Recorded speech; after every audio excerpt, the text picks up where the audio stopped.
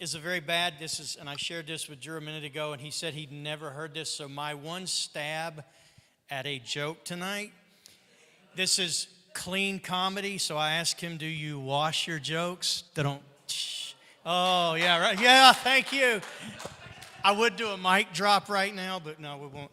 But Drew, it's really glad to have you with us tonight. And you were a youth minister here how many years ago at LifeBridge? 15 years ago. And I'm just grateful that you'd come and share with us. And I know that Scripture is pretty clear that laughter is a good medicine for the bones.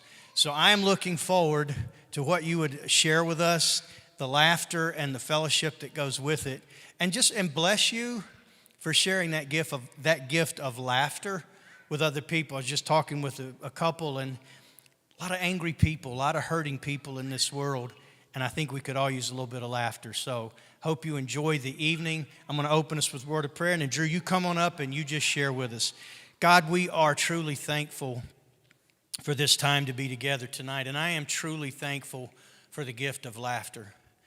That sometimes life is hard, and it's just good to laugh. It's good to laugh with one another, and even sometimes good-naturedly at one another. So will you bless Drew and just continue to use him to encourage others and to help us all laugh. Lord, we love you tonight, and we thank you. In Jesus' name, amen. Let's give it up for Scott, pastor, the man, the myth, the legend. My name's Drew Davis. I did work here at LifeBridge Christian Church 15 years ago. How many of you, I recognize 3 of you. A lot's happened in 15 years. So let me get this, let me kind of get to know the room a little bit. Clap or cheer if you're a LifeBridge member, this is your church. Awesome. So I get the feeling that it's most of you, if not all of you, which is great. I'm glad you're here. I loved coming to worship here this Sunday, this morning. And can I just say, you all don't know how good you have it.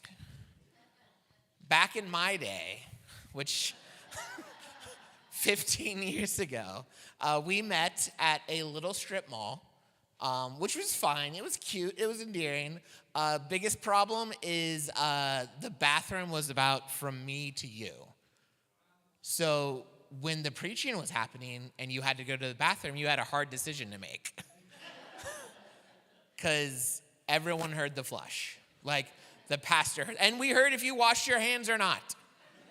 So of course everyone washed their hands. But is if you could hold it, you would. But then sometimes if it was bad enough, you would also hold it because you didn't want everyone to know that was. But I loved working here. This was this was the first church. I was a 19-year-old youth pastor here at one point, which is too young to be a youth pastor. Can we all agree that is I was one of the kids at that point. The kids would ask me God questions, and I'd be like, that's a great question. Let me call my youth pastor. I don't know.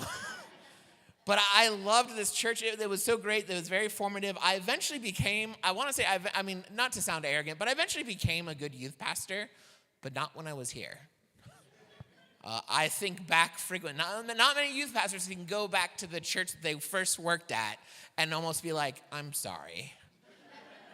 But I get that blessing today when I think back to some of the things that 19-year-old, because 19-year-old men, we're known for the good decision making we make. Everyone says, let's ask the 19-year-old. He knows what's going on. And our church, this was so nice. They gave me the opportunity to be in charge of teenagers.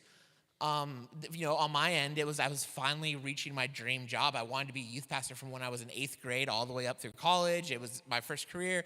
Such a big moment. I was getting the job of my dreams. On the church's end, they were like, he'll work cheap. Let's get him. But I think back to a lot of uncomfortable situations when I worked at this church. And I don't know what the statute of limitations are for when you can tell stories about stupid things you did when you worked at a church. But I feel 15 years is fine. I don't know any of you. You might judge me, Rita, but everybody else. Also, can we just take a moment and talk about, Rita just decided not to age for the past 15 years. She's just killing it on life. So, but anyway, that was weird. It's always weird when I try to compliment people from the stage. That's why I don't talk to people in real life. It's just easier to tell jokes. But I remember when I was a youth pastor here, I didn't look much older than the kids, so frequently people confused me as a high schooler. Frequently other high schoolers confused me. Right before our Sunday school class, I saw a young lady who I had never seen before, so I was going to I invite her to the Sunday school, and this is what happens. I walk over to her, and I say, hey, I'm Drew, and before I could even get anything out, she just glares at me, and she's like, I have a boyfriend, and he could beat you up. Now, 35-year-old Drew, years later when I had 2 degrees in youth ministry, like I would know how to be like, I'm the Sunday school teacher. I'm just inviting you to come to church. But like 19-year-old Drew was like, where's the boyfriend? And then when I saw that he could beat me up, I was like, I'm sorry. I remember, here's the thing. At the time, I thought all my ideas were great, like most 19-year-olds, and we all know. Students in the back, you don't know. When you're 19, you're going to think everything you think is absolutely fantastic, and you're just going to assume that everyone agrees with you. And then like 10 years later, you're going to be like, oh my gosh, how did I survive past 20? Like it's a real thing. So at 19, we decided to do this really fun activity with the teenagers. We took them out to a lock-in, which thank goodness those aren't as big of a thing anymore. Like, hey, let's spend 24 hours indoors with no sleep with a bunch of teenagers. That's fun.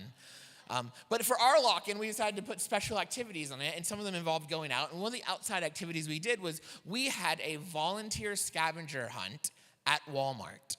So we took all the youth volunteers, we gave them tact permission to go disguise themselves and go hide at Walmart. And the teenagers had to go through the store unsupervised late at night to find the rest of us. So the fun part was coming up with our disguises. I remember I was taking an acting class in college, and so I was learning about method acting, where you become the role. And so here's my costume idea. It was brilliant. I decided I was going to become a homeless person and just sit right outside Walmart, and everyone would walk past me, and at the end of the night, when no one found me, I'd turn it into a teachable lesson about how sometimes we need to see the people. But I had learned about this method acting, so I was like, well, I better get into it. So I found myself rolling in a dumpster. When I put together my outfit, I left my wallet in in my car because I was like, homeless people don't have identification. I don't need identification.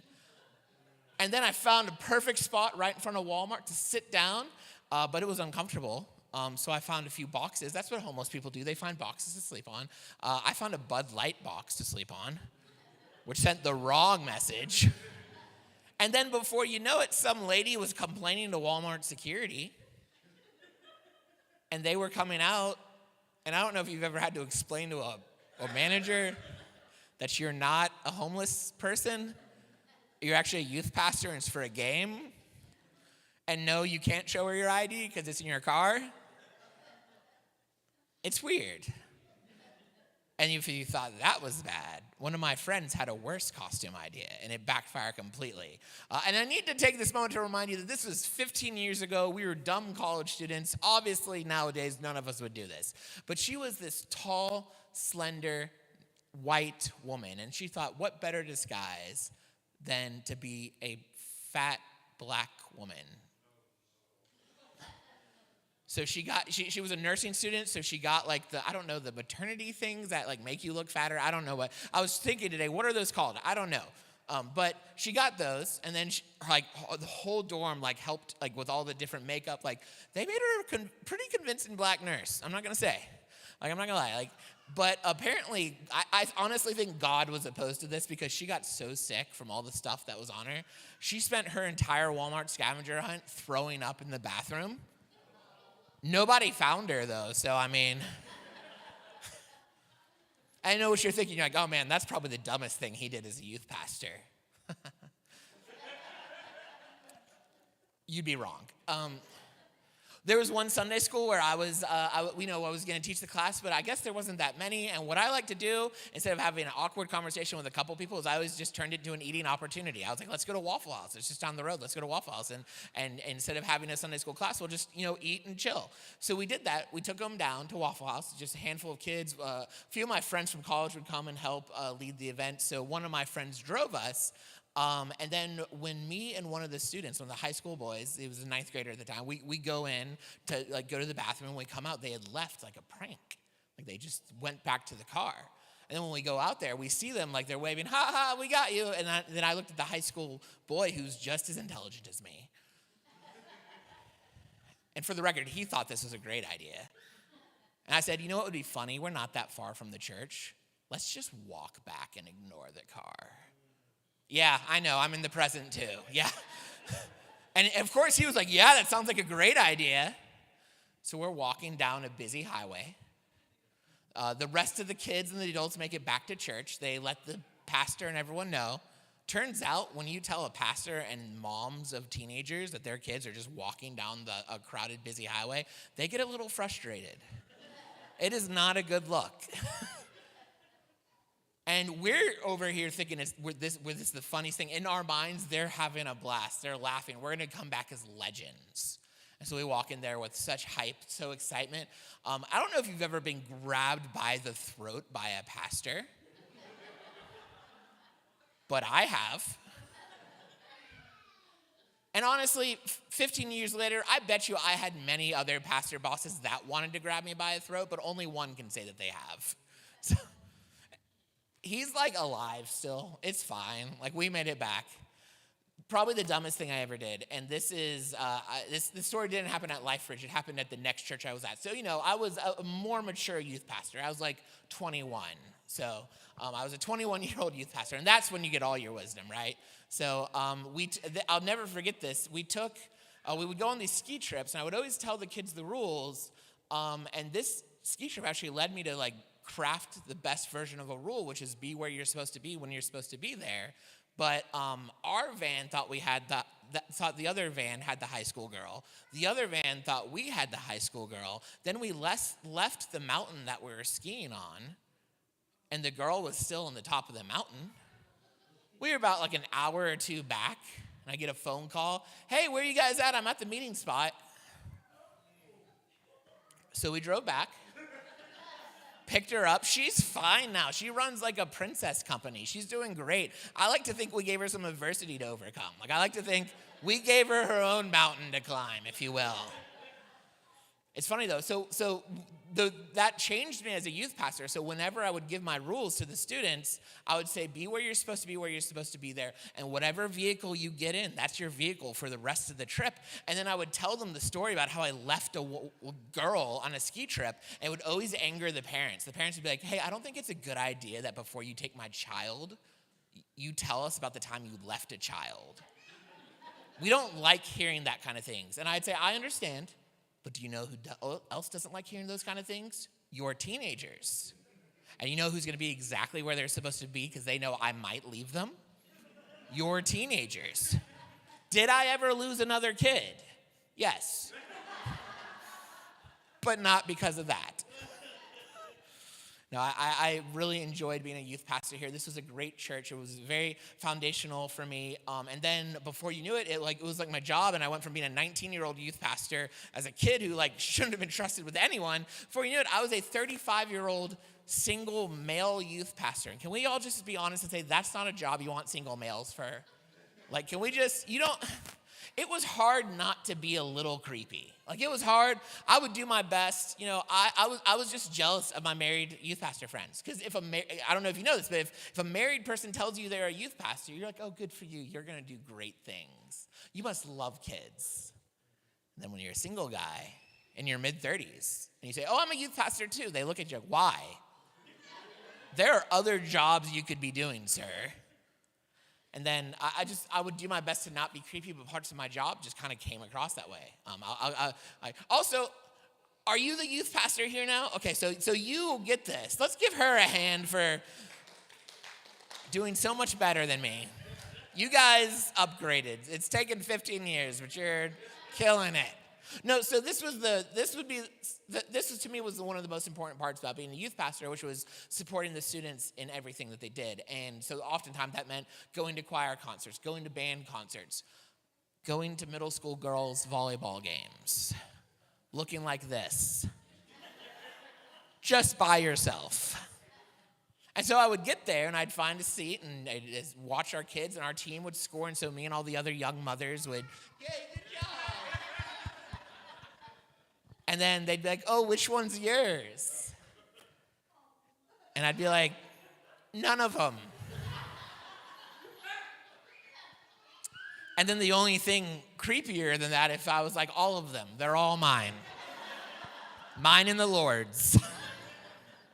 That was weird. I don't know how.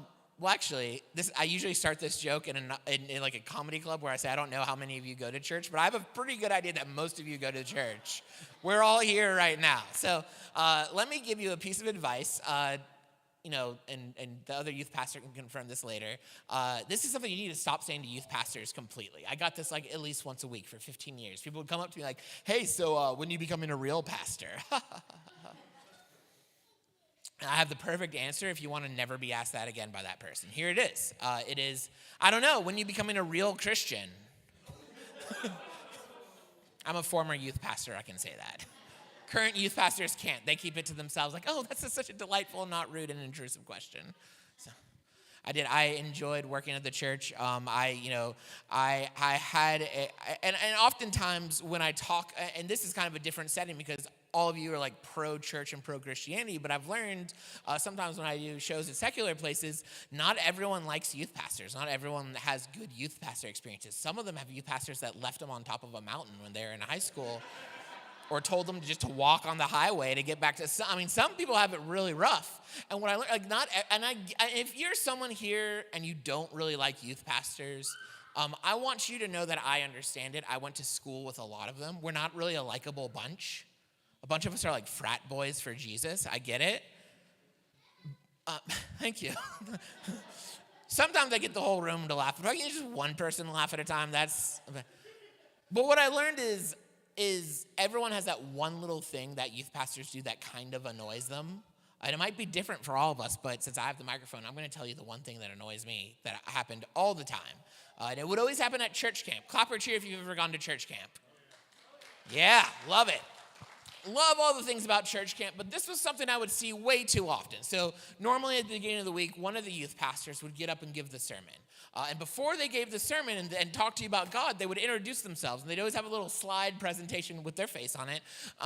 And they would, this is giving me like PTSD right now. And they would introduce you to them, and they'd always have like a professionally made portrait of their family. And it'd be like them, so it was the guys, it was like them, their wife, and their 4 kids, one of which was adopted, just to let you know they were a little holier than you. And that wasn't the part that bothered me. They would always phrase it this way. And if you've gone to church camp, you've heard this. They'd be like, and this is my smoking hot wife. In the middle of a sermon to teenagers, tell me how hot you think your wife is. That's relevant information. I was baffled. I didn't know what to do with it. I couldn't go up to you after the sermon like, hey, great message. And you're right, your wife is smoking hot. You just can't. I learned. I had about a year and a half ago. So I've been a full-time comedian for about a year and a half. So a while ago, I did have to sit down with my pastor and tell him I was leaving full-time ministry to go into full-time comedy. And I'm not proud of this, but I was really full of myself, and I was concerned for the church. I was like, what are they gonna do without me?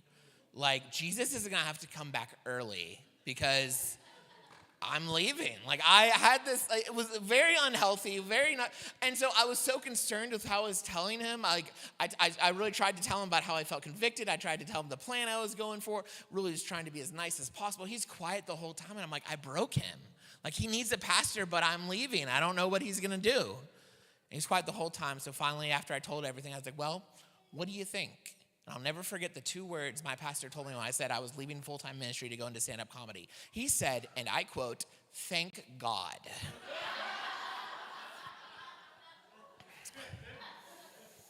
Which was humbling. But we both knew that conversation was happening because prior to that, a few weeks before that, I had the opportunity to preach. And then so the next Monday, he pulled me into his office and Drew, we need to talk. He said, when you preach, I need you to remember that you're giving the word of God. You're not doing a stand-up comedy routine. Like, stop pausing for laughter. Like, stop being so funny is what he said. And I was like, I completely understand that. But just so we're clear, which parts did you think were funny? But yeah, I'm so glad you guys are here. I'm a big fan of church and Christianity. It's nice to sometimes come and just do comedy in front of church people. It's great. I love it. I'm still a Christian even though I'm not a youth pastor. But what I've learned is in the context of Christians, sometimes I have some more controversial opinions. And since we're all friends now, I want to tell you my most controversial opinion, just to really let's just really make it weird, huh? So I believe with all my heart and everything that I am, that Chick-fil-A is just okay. All right.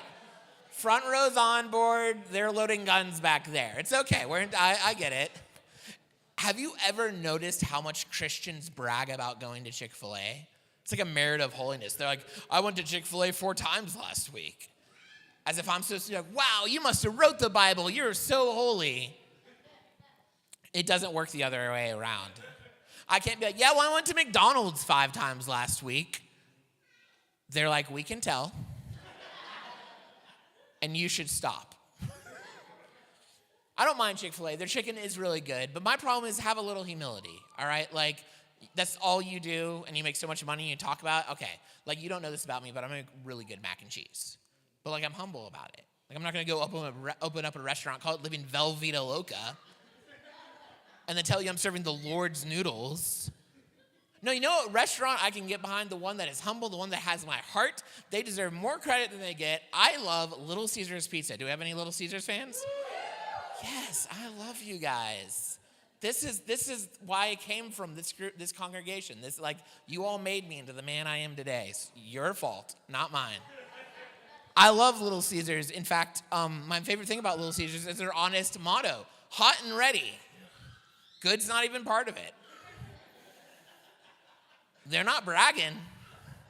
They're not trying to impress you. Before hot and ready was their motto was just pizza. That's it. I love it. I kind of think you can't brag. Like, you can't complain at a Little Caesars. You can't go up and be like, excuse me, sir, this is just a cardboard box with pizza sauce on it. I mean, I was kind of hoping for something more. The cashier would be like, and? It is warm and in your hands. We've done our job. I kind of think I'm the Little Caesars of stand-up comedy. I'll take that title. Yes, I will. Instead of hot and ready, you could call me hot and sweaty. Some of you are like, he wasn't even that good. Yeah, well, how much did you pay? I showed up. Instead of hot and ready, how about on time and friendly? My favorite thing about Little Caesars is their secret menu. And I know I look like a guy that knows Little Caesars' secret menu. That is a true judgment, and is accurate. And so obviously the best thing that they sell is their crazy bread with the garlic and Parmesan topping. I'm getting a lot of amens from that already, I know. But did you know you can get that topping on any pizza? But the thing is, it's called a heart attack. And that's hard to order as an adult. Like, last week I went and I was like, yeah, I'd like a pepperoni pizza with a heart attack, please. And the woman just looked me up and down and she's like, you'll get there.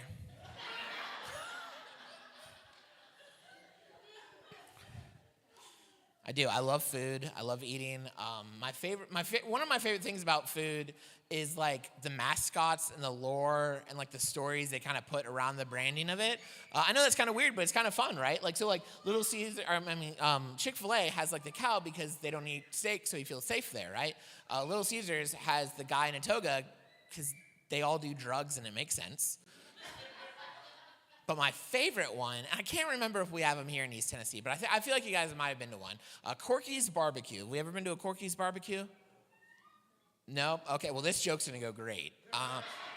Here's my qualifications for a good joke. Make sure nobody knows what you're talking about. And then, no, so I love Corky's. If you've never been, it's a barbecue place, as you can imagine. But their mascot is a pig wearing a chef outfit. Like, he's Corky. and he's inviting you to his barbecue. And y'all, that's a hilarious mental image. Am I right? That, like, I picture Corky getting ready for his barbecue the night before. His little pig friends are calling him up. They're like, hey, Corky, what do you need? Like, we can bring paper plates. We can bring drinks. You got enough ice? Like, we're so excited. What can we bring to the cookout? And Corky's just like, just bring yourself. By the way, I don't think anyone's surprised that I just did about 10 minutes of food jokes. When you look at me, you're not like, oh, he's going to do jokes about working out. That's what he's going to do. Like that, when I got up here and started talking about food, you're like, okay, this is his element. Like he was talking about kids first, but now he's kicking it with the food. I get it. I'm what some might call fat. I'm getting bigger. And I don't appreciate how many people are starting to feel comfortable telling me I'm bigger. Rita saw me earlier today. She's like, oh, you're all grown up. And then she kind of looked at me like, we both know what I mean. That's not at all how she phrased it. But no, but I did have this middle school. I was bowling a couple weeks ago. I'm not trying to brag about my life, but I was bowling a couple weeks ago. And 2 lanes over, I get this middle school girl yelling at me. She says, hey, you have the body type of a professional bowler. So I did what anyone else would do, and I went home and I changed my Tinder dating profile to body type athletic. Yeah, I recently just joined a new club. It's called the 2XL Club. A proud member. Got to do some new clothing shopping. And I saw something that boggled me to this day. I went to get some new shirts, and I pull off a shirt. Did you know there's such a shirt called a Slim Fit 2XL? I'm like, come on. Who's lying to who here, shirt? Which one of us is in more denial? But yeah, the problem with gaining weight and getting fatter is you remember the days when you weren't as fat. Like I was a lot slimmer last time you saw me 15 years ago. And so one of the things I used to do, and I still do, but I love amusement parks and roller coasters. Yeah, they're fun. But sometimes when I get on roller coasters, I get a little nervous, get a little angsty about the impending doom that I'm about to face, right? So I have a little trick that I used to do all the time that fixed my anxiety right away. And this is something you can take home with you. So if you ever get on a roller coaster and you start getting nervous, this is what I would do. I would look around and I would find the fattest person on the roller coaster. And I would think to myself, if he can do it, I can do it. And it worked. But a few months ago, I went to Six Flags. I was having a great time, got on a roller coaster, started getting a little nervous, so I started doing my thing, looking around for the fattest person on the roller coaster. Nobody is making me more comfortable. And then I started seeing a bunch of eyes looking back at me, as if they were saying, if he can do it, we can do it. Yeah, I don't like how some people feel comfortable telling me that they know I'm fat, and some people do it in very passive, aggressive, mean ways. Like, have you ever met someone and without even knowing them, you just hated them right then? You're at church, you're not supposed to agree, but you all are agreeing with your eyes. We connected on that one. I'm up here, I see all of you. And that happened to me a few weeks ago. Now, I'm not trying to brag about my food life, but I was at Subway. And whoever keeps, saying every time I mention food, you're my new favorite person. Yeah, we're gonna eat. We're just gonna become new lunch buddies, I think. So I was at Subway ordering my sandwich, and this monster across the counter from me, worst person ever, probably. So I say I want my sub, and I'd ask it with mayo on it, please. And without even asking, this monster adds light mayo to my sandwich. And I gave her a look that says, do I look like a light mayo kind of guy? I'm a full force mayo person, all right?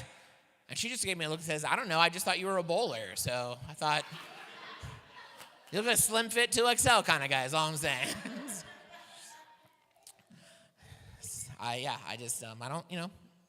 I'm okay with this. Also, I need to address the fact that I know I have a high voice for a guy of my weight and size and gender. I get it. I've lived with this voice my entire life. I sound like every black comedian when they're impersonating a white person. I've never met my biological father, but if I had to guess, I'd say John Lovitz. What do you guys think? High voice, I'm a little bit on the chunky side. And I'm half Italian, which means I'm very hairy. Like, I don't like that about me, but it's true. I'm like 60% body fat, 40% body hair, which apparently makes me 100% undateable.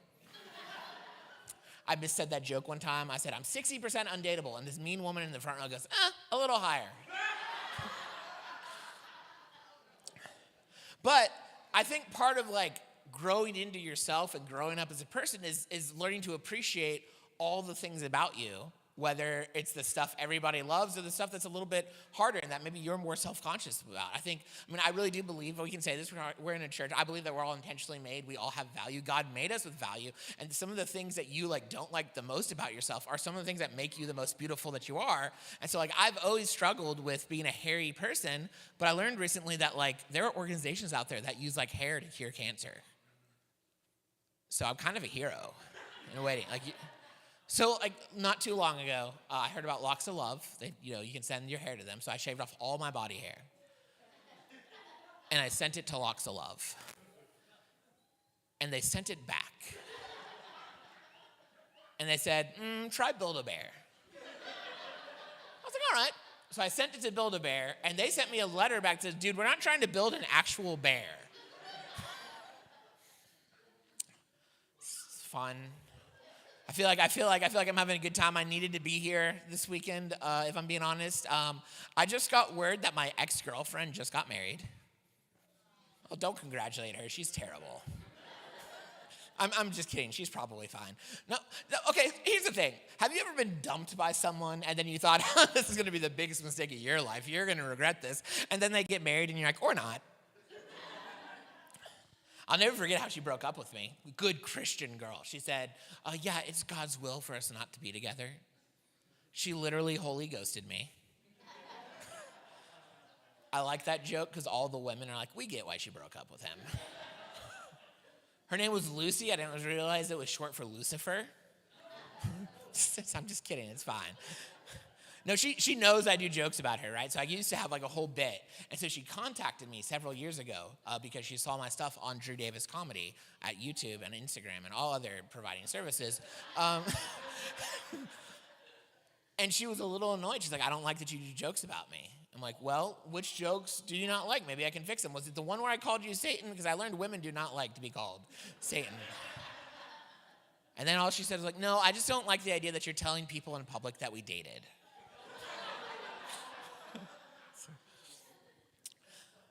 So I had the opportunity to go back to college to go get my master's in youth ministry when I was a middle-aged adult. So when I was last here at LifeBridge, I was like normal age college student. Like no one, like if an 18, 19-year-old tells you they're going to college, like good for you, you're going to do great things. Like if a 90-year-old says like, oh, I'm going to college, you're like, why? You have 20 minutes left, just wrap it up. But what I learned was that like 27, people didn't know what to say to me. Like at church, I was at church and I told this woman I was going back to college, and she just looked at me and she was like, we'll see. Which isn't an answer. It isn't a statement.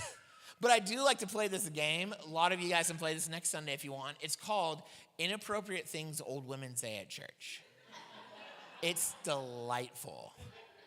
I played it this morning. Do you want to hear what won? So Rita came up and was like, it's so great to just see how far you've come and how much you've grown. And then this other person was like, you married yet?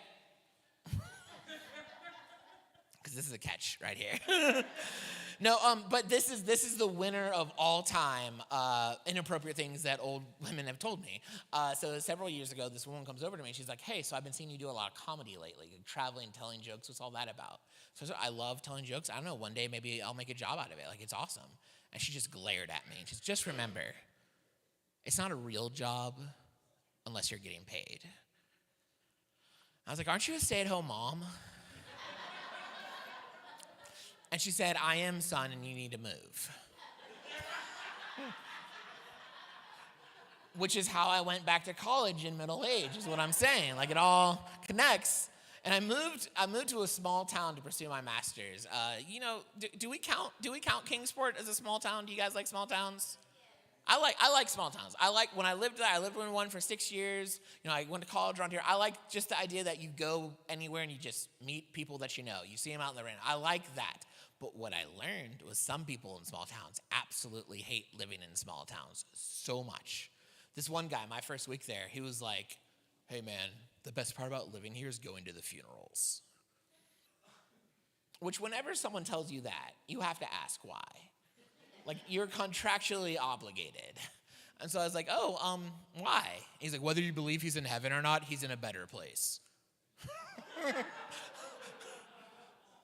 And my mom was the most nervous about me moving to a small town. She said, "Drew, be careful, because small towns are known for being racist." And I said, "Mom, I'm white. I don't know if I'm on that side of the problem." But you know what? Got to give the woman some credit. A weekend, and I learned how wrong I was. Because if you go to a small enough town, you can be black, you can be white, and you can be not white enough. And that's where I was. I bumped into this kid, and he's like, "Psh, whatever, Taco Bell."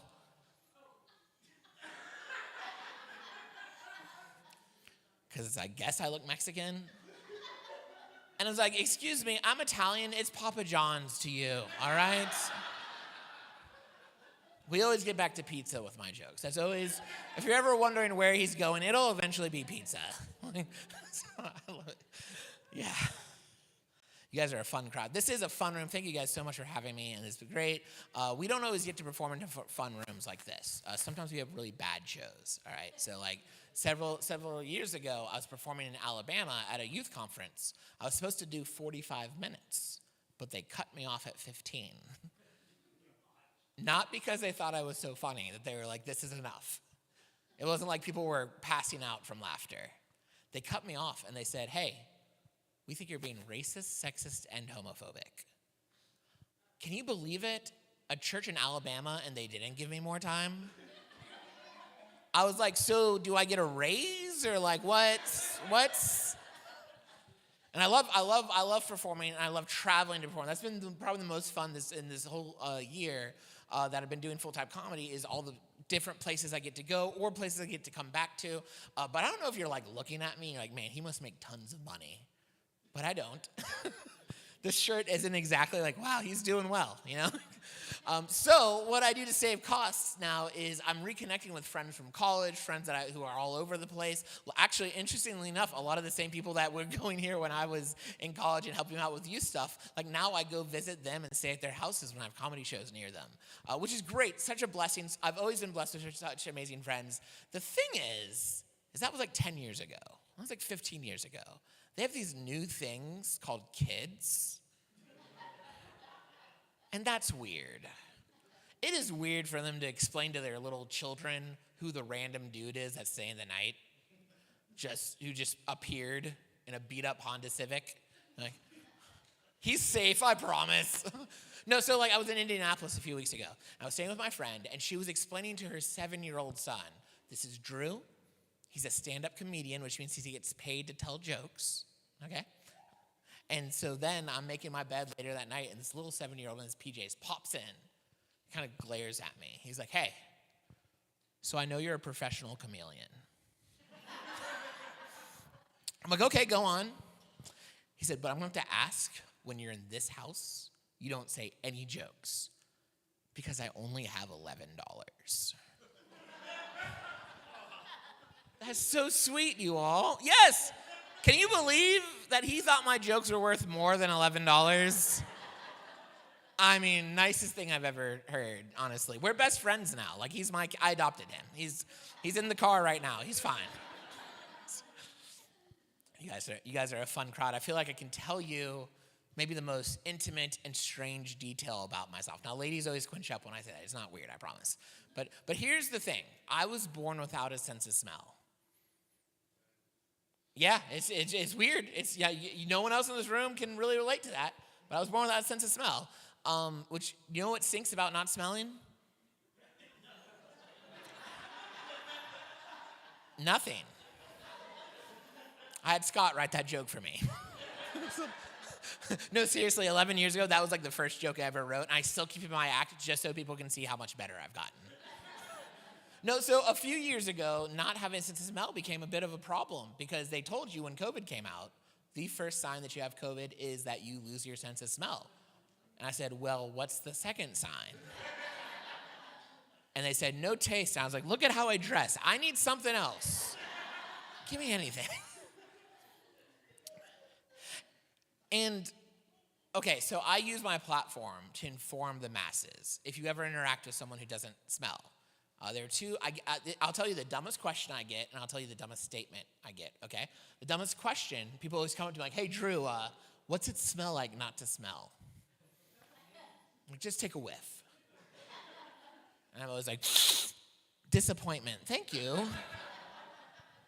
The other thing, sometimes, and these are usually well-meaning people, but they want to help me feel better. They're like, hey, man, at least you weren't born blind. At least you didn't lose a sense that matters. And I always say the same thing, which is this: I wish I was blind. Don't pull back, LifeBridge. We're going there. You guys have been with me for 30 minutes. You're going to stay on this train. There's no stops yet. No, so here's why. Blind people get everything. They're kind of the divas of the handicap community. They get canes and sunglasses that they can wear anywhere. All right? They get Braille, their own language. Most importantly, they get seeing eye dogs where my smelly nose dog's at. Give me a retired canine unit to let me know if my milk is bad or not, because I have no idea. Most importantly, you know you can call a blind person blind, and you know what that means. Nobody here knows the technical condition for someone who is born without a sense of smell. But I'll tell you, it's called anosmia. But when I tell you that, you're not sorry I can't smell. You're sorry that 30-ish minutes ago I had to go look that up on Wikipedia to tell you that that's what I have. And so I used to want people to feel sorry for me, so I changed the word up a little. I invented a word. I said, instead of saying I have anosmia, I would just tell people, yeah, I'm anosmic. Which sounds like an eating disorder. And then they were like, is that the one where you eat too much but you never throw up because you look like you have that one? But yeah, I can't smell. And a few years ago, I was approached by someone else who found my stuff on YouTube at Drew Davis Comedy and other social media platforms. And it was so cool. They sent me a message and said, we represent the National Anosmia Awareness Community, which is not a thing that I knew existed. And they said, we have a yearly conference, and we ran across your videos, and we would love to show your stand-up comedy videos at our annual conference. I was like, oh my gosh, I'll do you one better. I'll show up as your local anosmiac. I don't know. I'll show up, and I'll do these jokes in person. And they said, we just want the videos.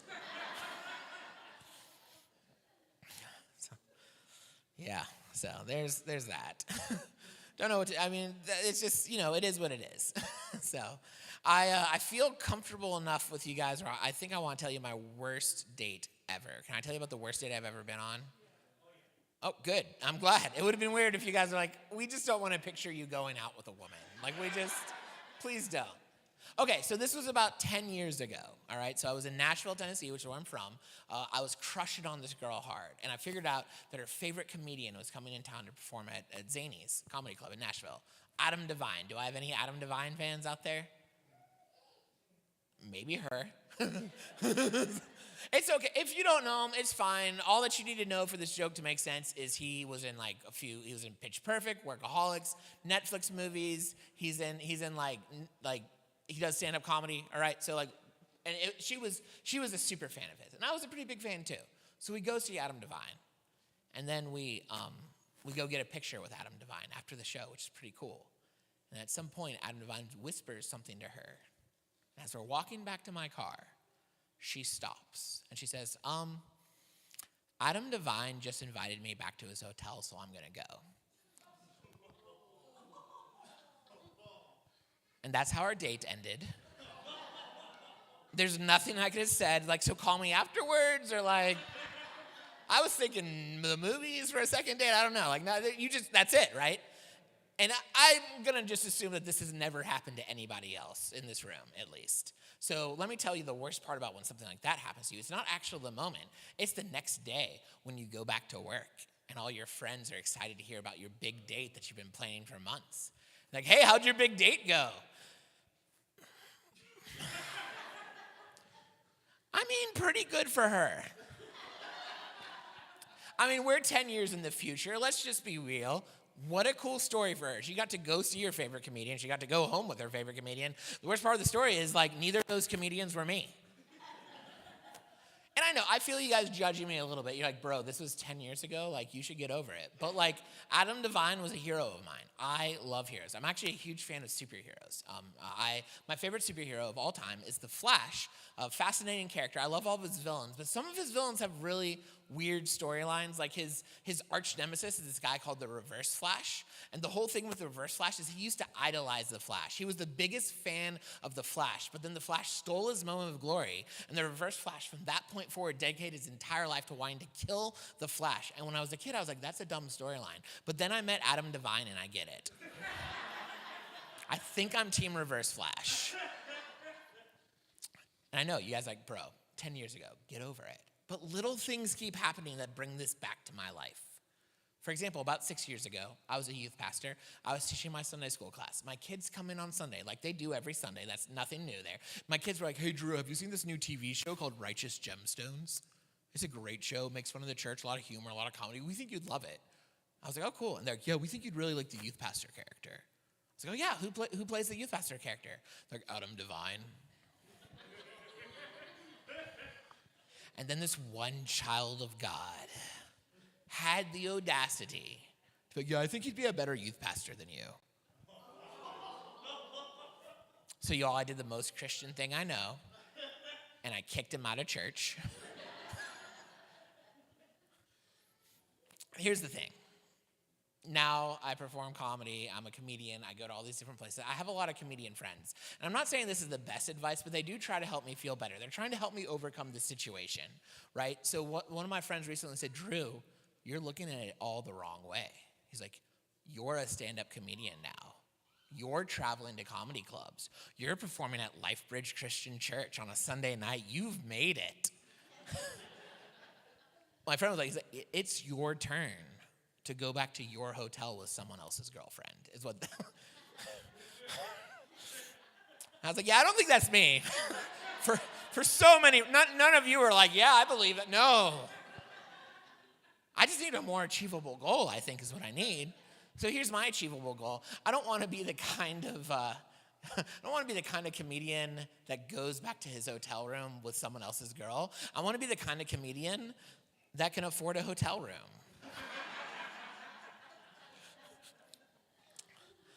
I do. One of the best parts of performing at churches is I get to take a minute and tell you guys maybe some of the most important lessons I've learned in doing stand-up comedy. So can I share with you a few lessons that I don't know if this part, you probably won't laugh at this part, but it's important that I like to share my heart.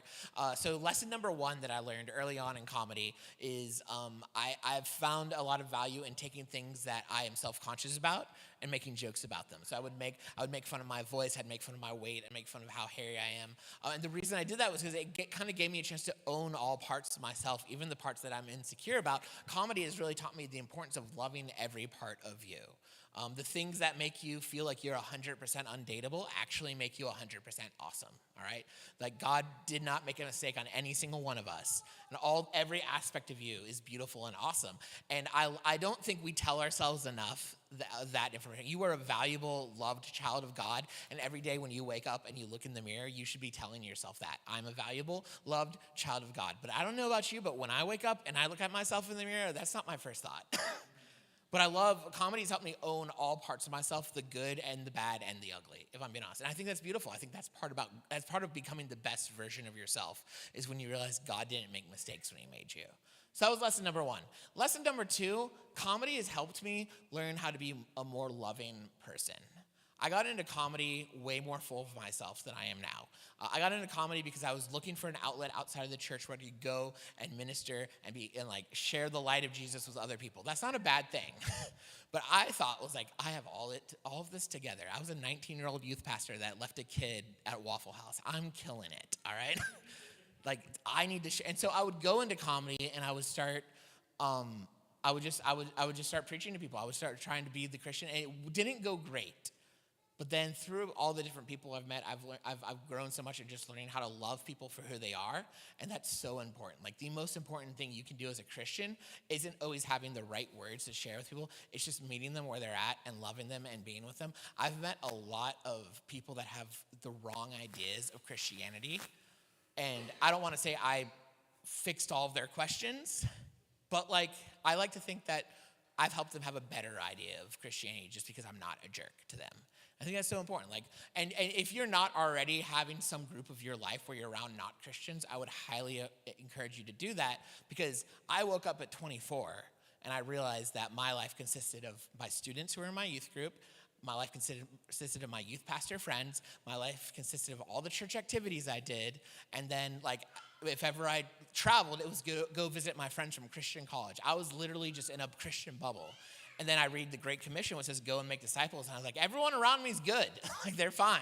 Like, so comedy was my way of getting out there. And then what I thought was going to happen was like, I'm going to change the world. And I hope I've done something like that. But I can tell that just from the people I've met who are completely different than me, I've grown as a person as well. And I think that's an encouragement I would do. The last thing I've learned is that we can't please everybody. We should only care about pleasing God. But if you're like me, you're a people pleaser. It matters to you what everyone thinks. You want everyone to like you. You don't like the idea of, if any of you are angry at me, I would be so sad if I knew. Like, even if I couldn't fix it. And sometimes you can't. Sometimes you can't please everyone and they're the problem. Sometimes you're the problem. That's okay. But I'll tell you when I learned this. So I went, in between full-time youth ministry and full-time comedy, I got my old high school job at Publix back. Went to go make some money, put some money in the bank. And if you've never worked retail, can I just say you need to do it for a little bit to just get to learn how to appreciate and love people. I learned a lot of things as a cashier. For starters, I learned that women do not like to be confused as men. I had a woman come through my line one time. And I was always trying to be the nice, friendly cashier. So I said, "How are you doing today, sir?" And she said, "It's ma'am. And I'm more of a woman than your girlfriend will ever be." And honestly, I was complimented. Many people look at this and assume I have a girlfriend. So I was like, "Thank you." I'm not going to lie. I did hit on girls when I worked at the grocery store a little bit. But my rule was only the customers, not the coworkers, so they had to come back tomorrow. Like, there were other grocery stores, you know. So I had this lady. I'm just bragging about my past life, but I was the free sample guy one time. You know, like, I know what you think that's reserved for, like, 97-year-old retired women. But if you make enough mistakes by 35, you could also. So I was free sampling Ben & Jerry's ice cream, which was literally woman rebound food. Like, I was like, this is it. God is helping. I'm going to find my wife this way. This is soulmate material right here. So this beautiful lady comes through my line. I say, "Hey, I'm going to give you a choice. You can get a nice cold cup of ice cream or a nice hot date with this." Never the punchline. Always gets at least one laugh. And she said, "I'd rather the ice cream, and I'm lactose intolerant." But when I was a cashier, I would do my best to, like, be the best cashier I could. So, like, something little that I did was I memorized every single produce code. So I didn't have to look things up. I could just type them in. Other people my age were dating and had friends. I was memorizing produce codes. And I can even prove it to you right now. Like, you could say a fruit or vegetable. I can tell you the code for it. Do you want to try it? Apple. There's so many apples. I'll give you a few. So, like, the Gala ones, the Golden Delicious ones are 4020. 3823 are the Honeycrisp ones that are way too expensive. Anyone else? I'm sorry? I love asparagus. 4082. So, and then did someone say bananas? Yeah, 4011. And fun fact, if you add a 9 in front of any of those, they become organic. I mean, like the price does, not the fruit, obviously. So here's the point, though. Now that I don't work at a grocery store, this is the only time this is fun knowledge. I can't do anything with it. I can't go up to like a job interview and be like, I know the number for ginger root, which is 4612. I think it's obvious that I'd be your best lawyer. This is so random, but ginger root was one of the hard ones to remember, and that is the correct number for it. So you're welcome. I can't go find a beautiful lady at a bar drinking a Blue Moon with a little orange slice in it and be like, hey, so you know the produce code for that orange slice? It's 4012. I gave you some of my digits. Why don't you give me some of yours? She'd be like, here's 911. Talk to me again. But when I was at the grocery store, saving up to become a full-time comedian, that's when I had the lesson that you can't please everyone. And it's a hard lesson for comedians because where I'm standing, when I'm doing a show, no matter how good or bad you're doing, you can always win them over, right? Like I could be bombing for 15 minutes, but then I could say something that connects with you all, and then we're ready to go. We're off to the races with laughter. Like you can always win them back. So as a comedian, you start thinking, I can win them back. When you're a pastor, it's so important that you feel like you have to get everyone on your side. You feel like everyone has to love you because you don't want them to hate you and then leave the church and then ditch God. Like that's the greatest fear.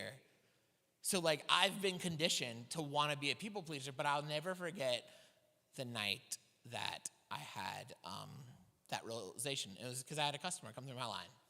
A very special customer. Full disclosure, I thought she was a different customer who had just had a baby.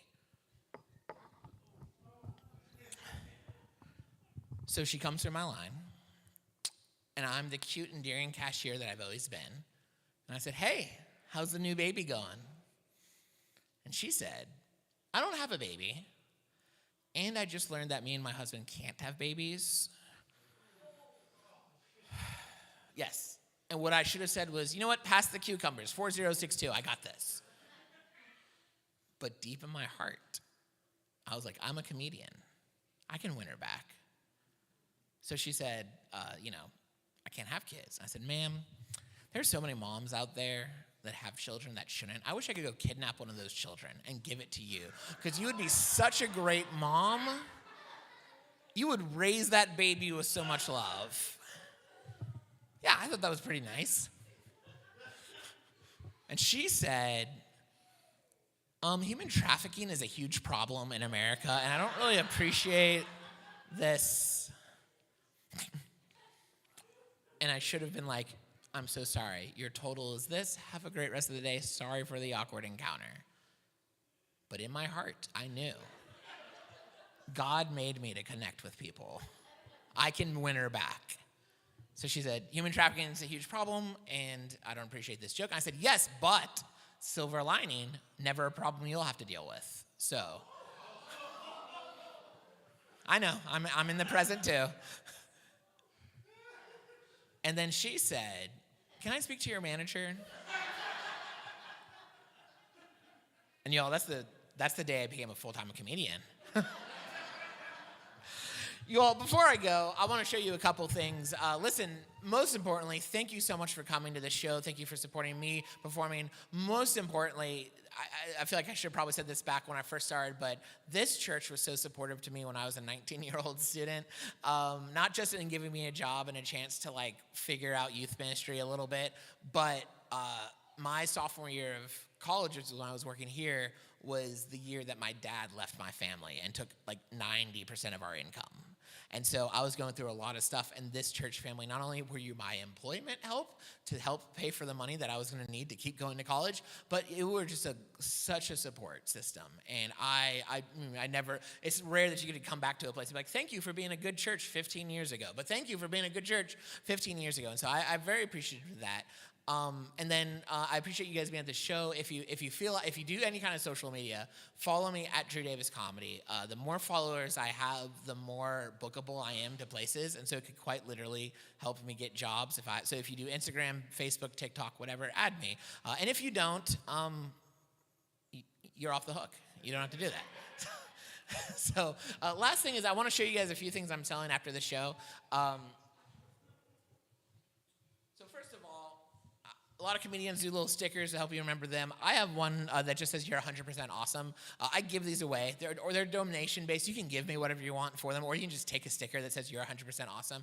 I'm a firm believer that we are our harshest critics. You might be mean to somebody else, but you're a lot meaner to yourself than you are to anybody else. So often put this somewhere where like you can remind yourself, I'm awesome, 100%.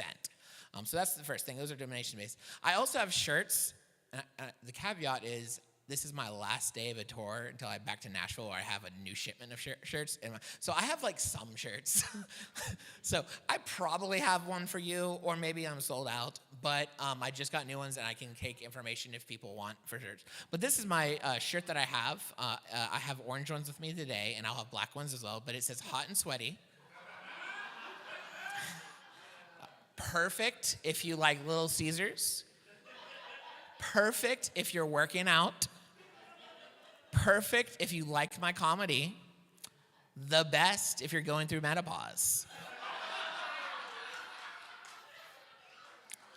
Never thought that menopause joke would come in handy until I made a shirt for it. But anyway, thank you guys so much for just being a great audience. I usually do this before I do my last joke, and I end on a laughter.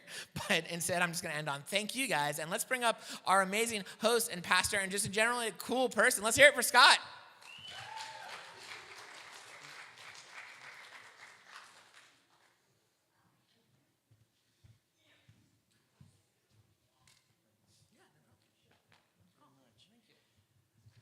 How about a big round of applause for Drew Davis Comedy? Yes. And that's drewdaviscomedy.com. That's my website. On all social media, just Drew Davis Comedy. Drew Davis Comedy. So go ahead and pull out your phones and follow him. We will have a reception downstairs. So go down. We can hang out a little bit. If you right where you turn to go down to Joyce's office, there's a little table there with the T-shirts, a jar there if you would like to make a donation so that Drew can be a comedian who can afford a hotel room. So, again, I'm going to have a closing prayer, and you'll be dismissed. Like I said, please stick around for a little while downstairs, some snacks and fellowship. God, thank you so much. Thank you truly for the gift of laughter and for the fellowship that's a part of your kingdom. And Lord, that we've been able to enjoy a little bit of all of that. We also would just pray over our food that we're going to have here shortly. Just ask your blessing on all things. Thank you for this evening. Thank you for the laughs. Thank you for the gift of laughter. In Jesus' name, amen. You're dismissed.